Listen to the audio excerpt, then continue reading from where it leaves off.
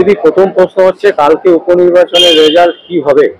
কি আর হবে, যারা ছিল তারাই থাকবে, হয়তো আমাদের কিছু ভোট বাড়তে পারে এবং জানি না কতটা আপনাদের নিরপেক্ষভাবে কাজ করেছে আপনাদের ইলেকশন কমিশন, আর কতটাই বা ওই এত কোম্পানি যারা এসছেন কেন্দ্রীয় বাহিনী তারা কতটা কি ঠিক করেছে। কারণ তো কিছুদিন মানে সকালের শুরুতেই দেখেছি কয়েক জায়গায় কোনো বসতেই দেয়নি, বিরোধীদের কোথাও কংগ্রেসকে বসতে দেয়নি, কোথাও বিজেপি কে বসতে দেয়নি। এরপরে বিজেপি কতটা জমি করে নিয়ে বিজেপি যদি কিছু ভোট কাটতে ওদের ভোট টেনে নিতে পারে তাহলে আমাদের সুবিধে, এই আর কি। উপনির্বাচনও ভোটে বসতে দিচ্ছে না, এটা মানে মানে কি ধরনের মানে কি চলছে নাকি?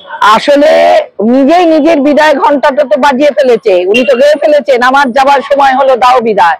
ফলে যাবার আগে যতটা নিজের আঁকড়ে ধরে রাখতে পারি সেইটার জন্যই চেষ্টা করছে, এই আর কি, এছাড়া তো আর কিছু নেই। দিদি, খিদিরপুরে মানে বিশাল আগুন লেগেছিল এবং প্রায় 1500 দোকান বলছে পুড়ে গেছে। পুজোর আগে দোকানগুলো পুড়ে গেল, তাদেরকে মাত্র 1 লক্ষ টাকা করে দেওয়া হলো, মানে এটা ভিক্ষার সমান।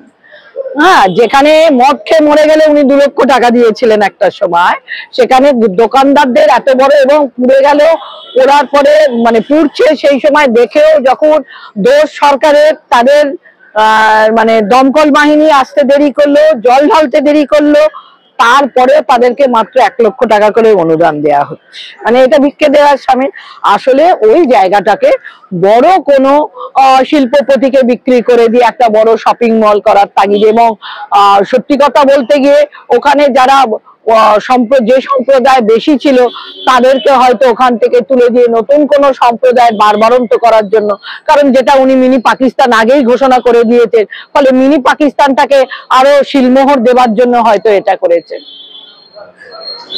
বলছি মানে তার জন্য এতগুলো দোকানকে পুড়িয়ে দেওয়া হলো, এবং শুধু তাই নয়, কাউন্টিং এ মানে পুরসভা বলছে 400টা দোকান পুড়েছে, সুজিত বসু বলছে এরা সব ইল্লিগাল, আবার অন্য একটা সূত্র বলছে যে 1500 দোকান, মানে কোনো কাউন্টিং নেই। একটা কি করে থাকবে কাউন্টিং, তো থাকবে কি করে, কারণ ওরাই জানে না কত লোককে ওখানে জোর করে বসিয়েছে তাদের দুধের গাইদেরকে, সেটা তো ওরা বুঝতে পারছে না।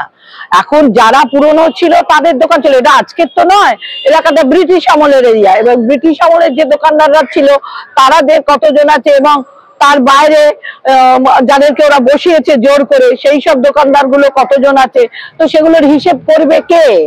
যখনই পকেটে পয়সা, এই যে 26,000 চাকরির মতন, সেখানেও তো এই অবস্থা, কাকে কোথায় কে টাকা নিয়েছে, কে 5 নাম্বার পেয়েছে, 2 নাম্বার পেয়েছে, কোনো দেখেনি, চাকরি দিয়ে দিয়েছে।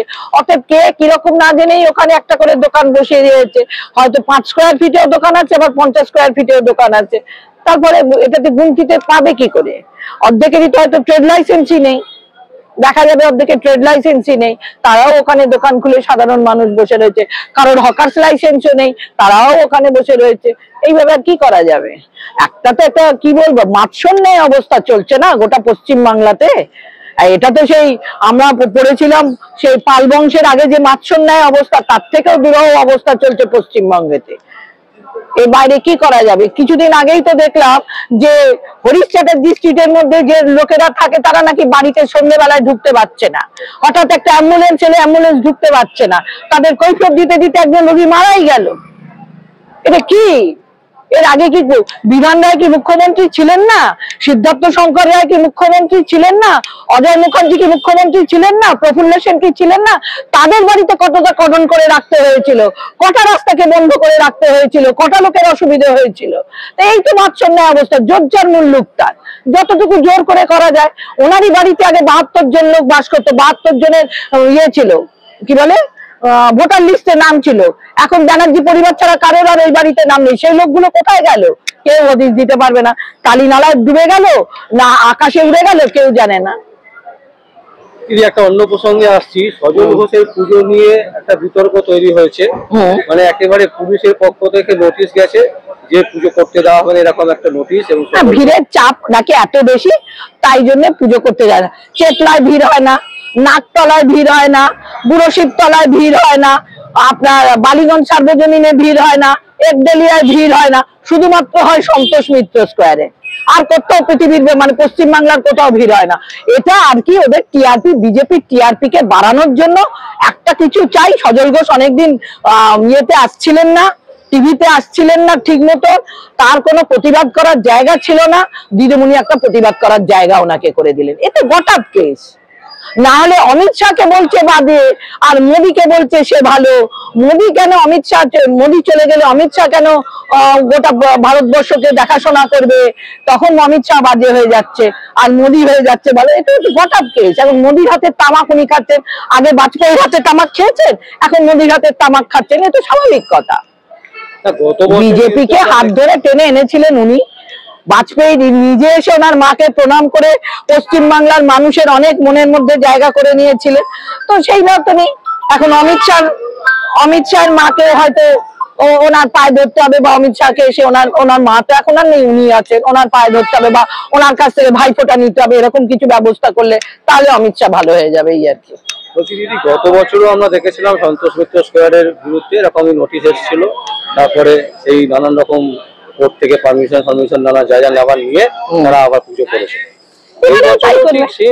সব বিষয় তো কোর্টের পারমিশন লাগছে, চাকরি থেকে শুরু করে দেখছেন ওবিসি থেকে শুরু করে সবেতেই কোর্টের একটা করে পারমিশন নিতে হচ্ছে, তবে যেতেছে। এটা তো সরকার চলছে না, সরকারকে ঠেলে ঠেলে চালানো হচ্ছে। একটা যেটা সরকার, সেটা তো সরকারের মতন চলছে না। গরুর গাড়িতে বাঁধা রয়েছে গাড়ি, তাকে পেছন থেকে ঠেলে ঠেলে ঠেলে ঠেলে চালানো হচ্ছে, এই তো চলছে। 100 দিনের কাজ, সেখানেও আপনার মানে কোর্টের রায় দিয়ে তবে 100 দিনের কাজ করাচ্ছে।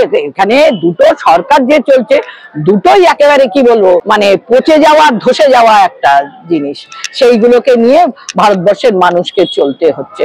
ট্রাম্প ওখান থেকে বলে যাচ্ছে, মানে কত বড় লজ্জা, ট্রাম্প ওখান থেকে বলে যাচ্ছে যে উনি মধ্যস্থতা করেছেন বলে ভারত পাকিস্তানের যুদ্ধ বন্ধ হয়েছে।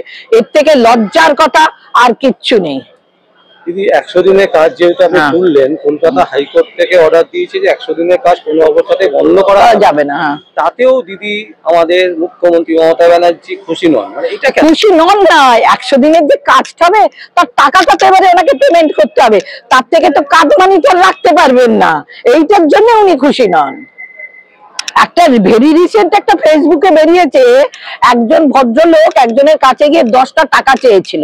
সে বললো দাঁড়াও, তোমার টাকার অভাব, আমি পুড়িয়ে দিচ্ছি, বলে সব দোকানদারদের কাছ থেকে 500 করে টাকা নিয়ে তাকে 10টা টাকা দিয়ে দিল, যে ভিখিরি তাকে 10টা টাকা চেয়েছিলেন। মানে বাকি টাকা কিন্তু ওনার পকেটে। এই যে কাটমানির ব্যাপারটা, মানে উনি তৃণমূল, উনি বুঝিয়ে দিলেন সেই যে কাটমানির ব্যাপারটা। ওই 100 দিনের কাজে তো কাটমানিটা তো নিতে পারবে না, যেহেতু কোর্টের ইন্টারফেয়ারেন্সটা হয়ে গেছে। এইটাতেই ওনার খুশি নন উনি।